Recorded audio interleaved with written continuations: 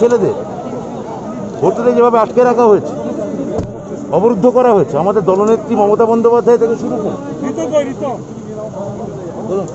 আমাদের নেতা অভিষেক বন্দ্যোপাধ্যায়, তারা গভীর উদ্বেগ প্রকাশ করেছে, নিন্দা করেছেন ঘটনা।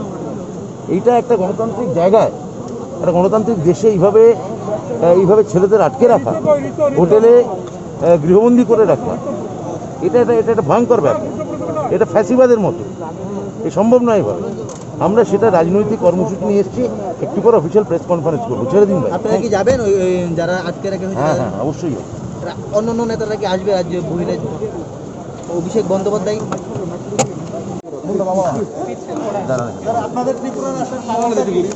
আমি বুঝতে পারছি না, ভারতবর্ষের নাগরিক আরেকটা রাজ্যে যাবে, আমরা তো ত্রিপুরাতেও খেলা শুরু হবে। ত্রিপুরাতেও খেলা শুরু হয়ে গেছে। ত্রিপুরায় খেলা শুরু হয়ে গেছে। ত্রিপুরায় মমতা বন্দ্যোপাধ্যায়ের কাজ, মমতা বন্দ্যোপাধ্যায়ের উন্নয়ন, 3বারের তার মুখ্যমন্ত্রিত্ব, 2বারের কেন্দ্রীয় মন্ত্রিত্ব, 40 বছরের রাজনৈতিক জীবনের পুঁজি গোটা ভারতবর্ষ এখন মমতা বন্দ্যোপাধ্যায়ের দিকে তাকিয়ে। ত্রিপুরাও বাধ্যতার ব্যতিক্রম নয়।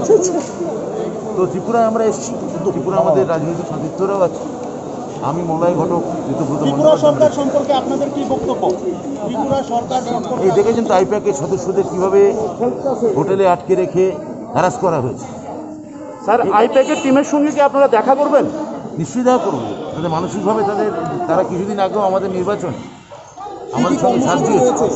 আমাদের নেত্রী, আমাদের নেতা। কি কি কর্মসূচি রয়েছে স্যার? ত্রিপুরা কি কর্মসূচি থাকবে আপনার? আমরা সবেমাত্র এসে পৌঁছেছি। আমাদের দলীয় কর্মী নেতাদের সাথে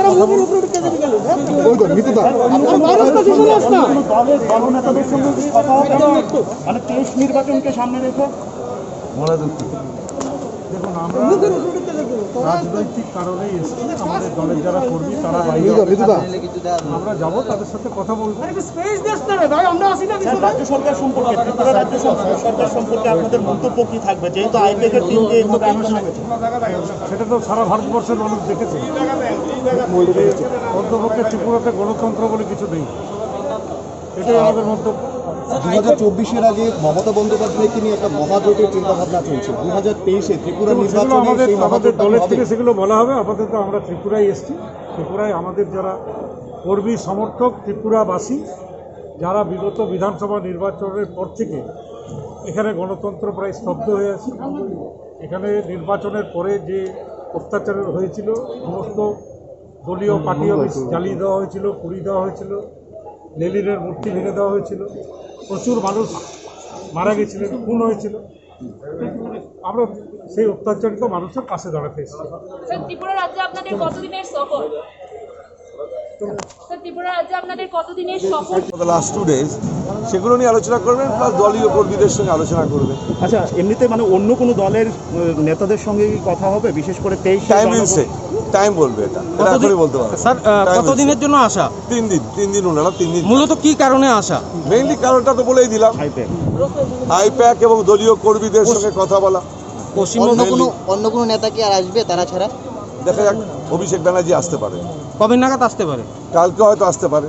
ইফ রিকোয়ার্ড, ইট ডিপেন্ডস। পশ্চিমবঙ্গের নির্বাচনের যে খেলাটা হয়েছিল সেটাকে এবার ত্রিপুরার মাটিতেও হবে? অলরেডি শুরু হয়ে গেছে, আমাদের কর্মীরা অলরেডি শুরু করে দিয়েছে। কোনো ধরনের সভা সমাবেশ বা এই ধরনের কোনো কিছু? কেন 23 জনকে ওরা ফেস করতে পারছে না 23-এর ইলেকশনের জন্য, তো আমাদের এত হাজার হাজার লক্ষ লক্ষ কর্মীকে কি করে ফেস করবে? আজকে কি কোনো সভা হবে আজকের দিনে? যারা এসছে তাদেরকে নিয়ে সভা বলতে সব কর্মীদের নিয়ে করবে। আর যে সাংগঠনিক আজকে পশ্চিমবঙ্গে যারা আছেন তারা মূলত কি কারণ এসছেন এবং সঙ্গে দেখা করা, সাংগঠনিক বিষয় নিয়ে আলোচনা করা, এগুলোই হলো মেইন। আজকে ত্রিপুরার মাটিতে তাহলে কি ভিত্তিপ্রস্তর স্থাপন হতে পারে তৃণমূলে? তৃণমূলের তো ভিত্তিপ্রস্তর ছিলই, মাঝে মাঝে এদিক ওদিক হয়ে গেছে। পূর্ণাঙ্গ কমিটি অলরেডি আছে। এটা কেউ বিজেপির পক্ষ থেকে বলা হয় পূর্ণাঙ্গ কমিটি নেই, আমাদের পূর্ণাঙ্গ কমিটি আছে। ত্রিপুরা সরকারের ভূমিকাটা কি বলবেন এই বিষয়ে? ত্রিপুরা সরকারের ভূমিকাটা কি বলবেন এই বিষয়ে? ত্রিপুরা সরকারের ভূমিকা আপনারা ভালো দেখতে পাচ্ছেন। ত্রিপুরা সরকার গণতন্ত্রকে হত্যা করা দিয়েছে। ওকে।